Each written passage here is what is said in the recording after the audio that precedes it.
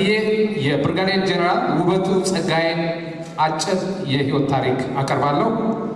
ብርጋዴር ጀነራል ውበቱ ጸጋዬ በኢትዮጵያ ጦር ሰራዊት ውስጥ 32 ዓመት ሲያገለግሉ በዚሁ ግልጋሎታቸው ዘመን አንደኛ በገነት ጦር ትምህርት ቤት ለ8 ዓመታት ከፍተኛ ወታደራዊ ትምህርት በመስጠት የመስመር መኮንኖችን፣ ከፍተኛ መኮንኖችን፣ ጄኔራሎችን አፍርተዋል።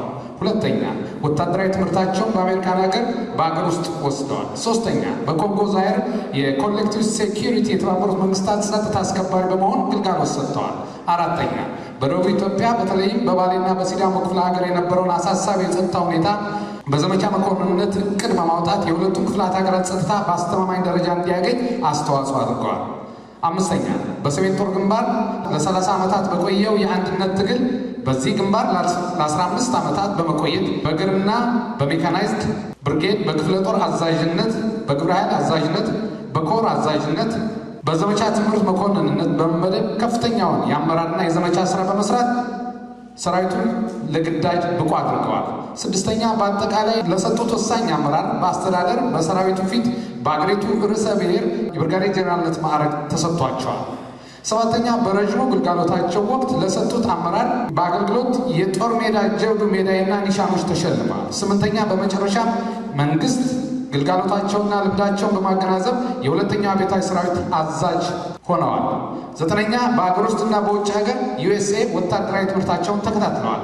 አስረኛ በዛሬው ቀን ተሸላሚ የሆኑ የቀረቡት ጀግኖች በጀነራል ውበቱ ስም በተለያዩ አውደ ውጊያዎች ተሳትፈዋል። ጀነራል ውበቱ ጸጋዬ በጣም እናመሰግናለን በመካከላችን ስለተገኙ።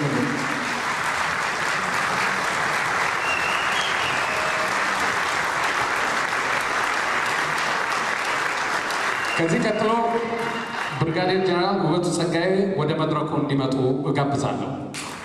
የተከበራችሁ እንግዶች፣ ሁለቱ ተሸላሚ ጀነራሎች ወደ መድረኩ ሲመጡ በከፍተኛ አክብሮት እንድትቀበሉልኝ በአክብሮት ጠይቃለሁ።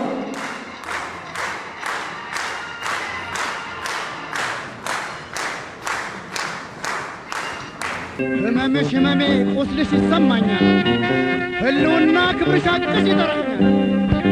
ስለዚህ ልሰዋልሽ አይደለም ዛሬ በውድ እናቴ ላይ ቀልድ የለም አገሬ።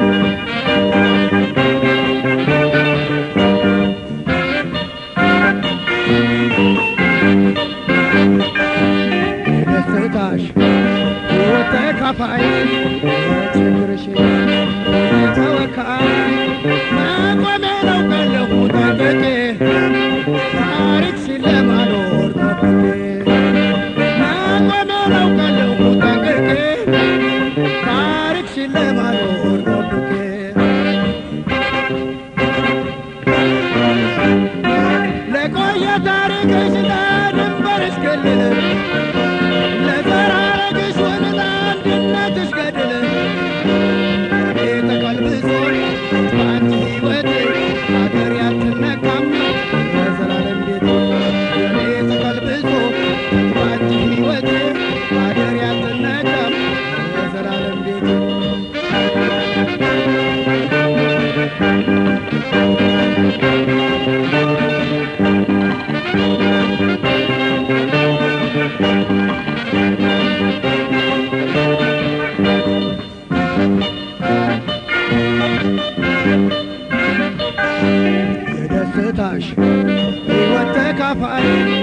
ለችግርሽ የተወካይ መቆሜን አውቃለሁ ጠንቅቄ ታሪክሽን ለማኖር ጠብቄ መቆሜን አውቃለሁ ጠንቅቄ ታሪክሽን ለማኖር ጠብቄ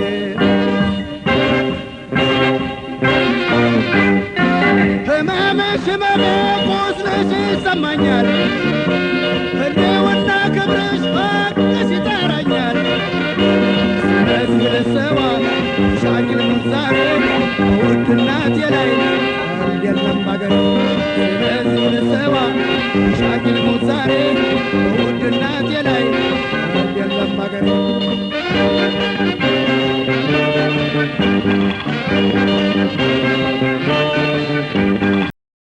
መቃብር ጀርባ ስምን የሚያስጠራ ከሌለ ቁም ነገር አኩሪ ታሪክ ስራ ታሪክ ስራ ምንድነው ትርጉሙ ነበረ መባሉ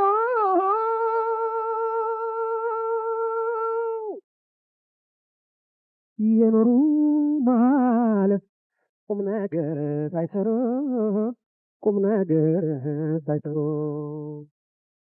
የኖሩ ማለት ቁም ነገር